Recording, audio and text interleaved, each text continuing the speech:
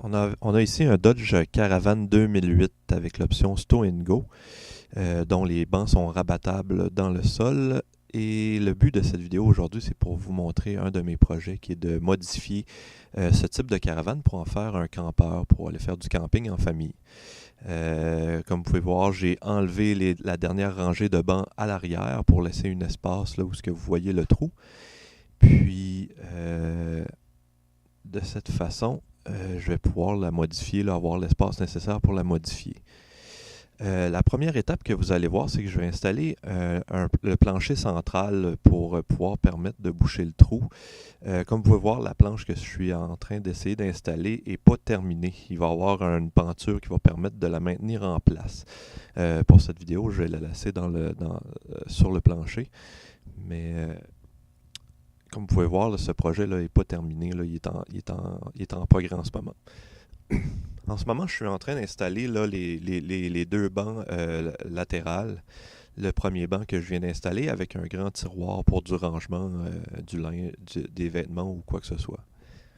Je vais maintenant installer la deuxième partie, le deuxième banc qui est de l'autre côté.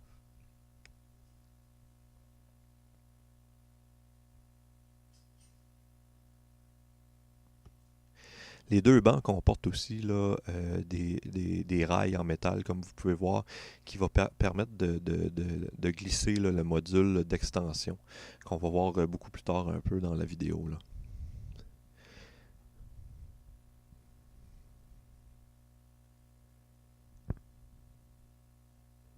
Les deux trous que vous voyez de chaque côté des rails permettent de bloquer l'extension, de verrouiller l'extension. Je vais installer maintenant le panneau, un petit panneau central qui permet de maintenir, avec un bloc de bois, comme vous pouvez voir, là, qui permet en fait de maintenir les deux bancs latérales de façon très serrée sur les murs de la caravane.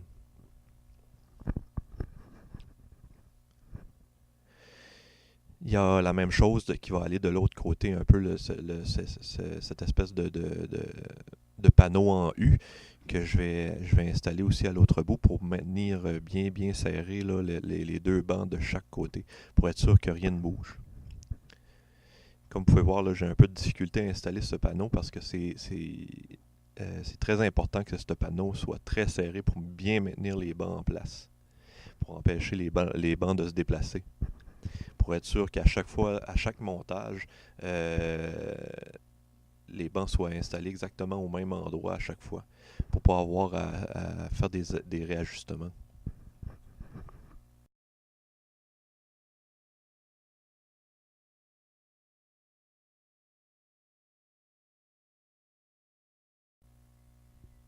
Et voilà, maintenant le panneau en E est installé pour tenir les deux bancs latérales bien serrés.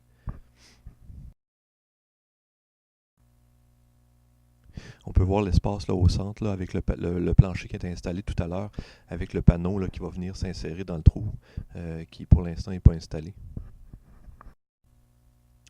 On a ici les deux pattes pour la table qui va aller au centre.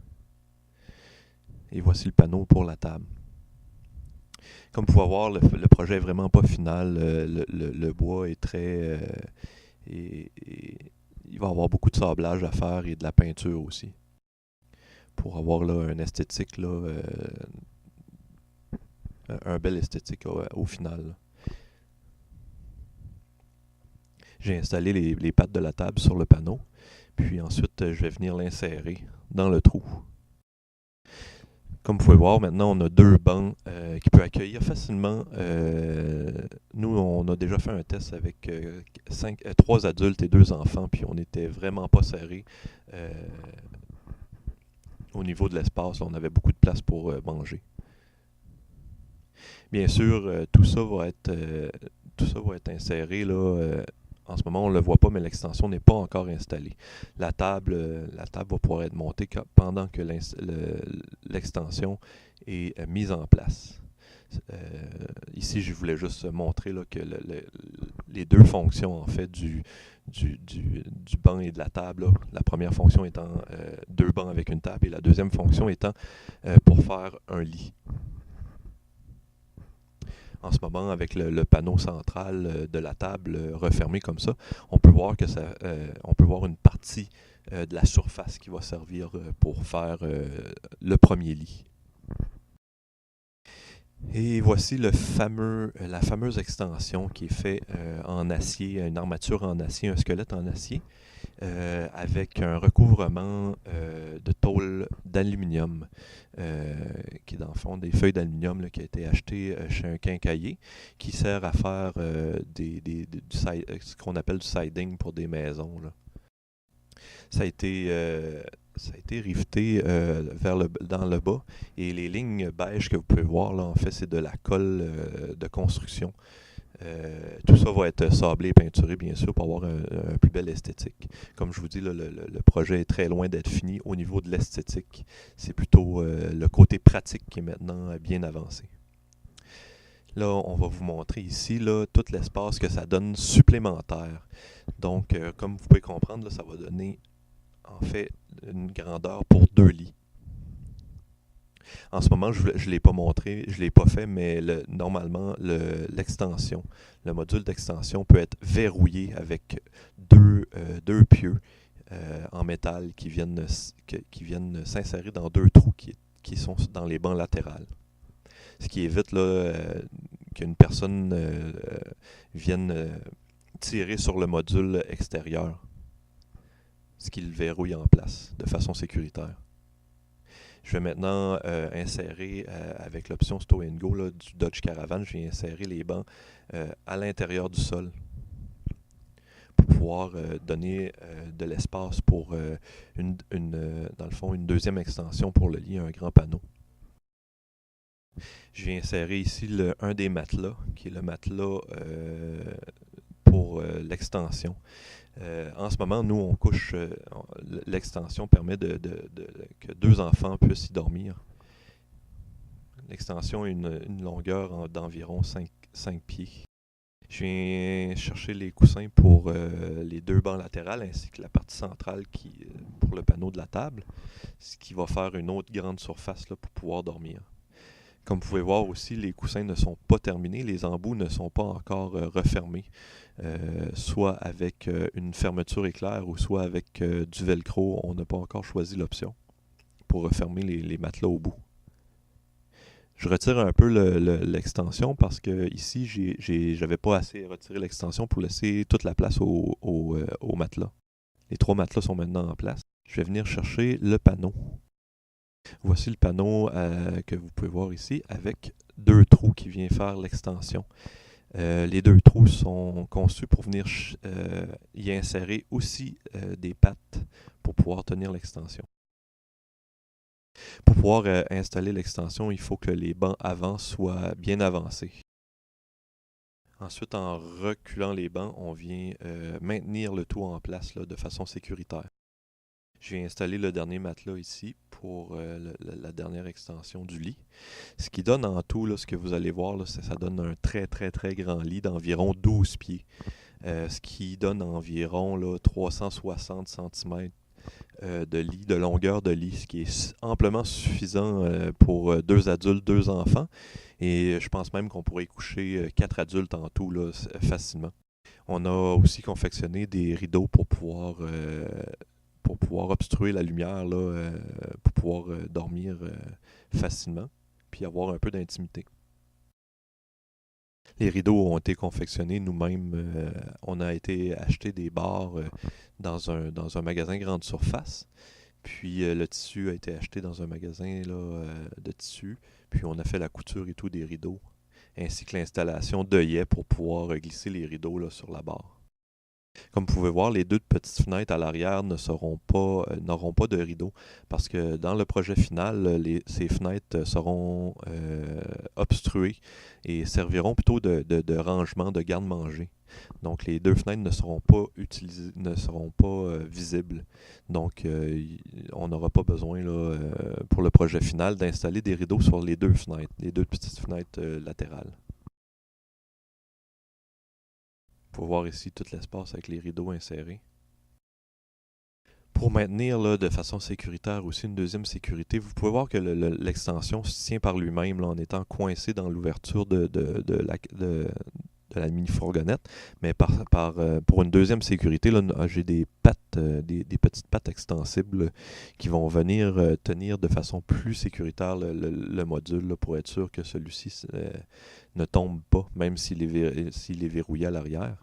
Puis aussi pour éviter là, pour éviter qu'il y ait une force inutile qui est exercée sur la mini-fourgonnette.